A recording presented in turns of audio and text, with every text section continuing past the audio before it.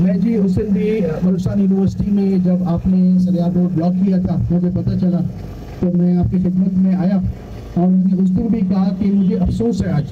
कि आप अपने हक के लिए आज रमज़ान शरीफ में इस तरह बैठ के जो असेंबली में बैठे हैं उनको भी शर्म आनी चाहिए और जो बाकी जितने जिम्मेदार हैं उनको भी शर्म आनी चाहिए।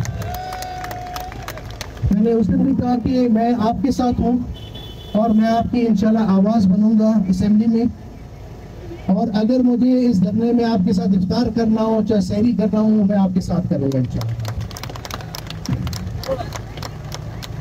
दूसरा ये कि मैं अभी हमारा असेंबली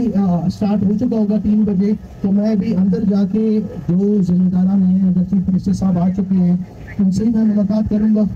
और जो एक कमेटी बनाई थी वो कमेटी के साथियों को भी मैं बुला लूंगा और हम इसको एक वे फॉरवर्ड पे ले जाए।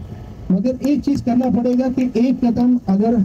ये लोग आगे आ रहे हैं तो एक कदम आपको भी आगे आना पड़ेगा, क्योंकि ताड़ी दोनों हाथों से बचता है। हमें वे फॉरवर्ड देख रहे हैं। हमें सबसे पहले एक इधर कमेटी बनवाना होगा कि गलती कहाँ हुई है।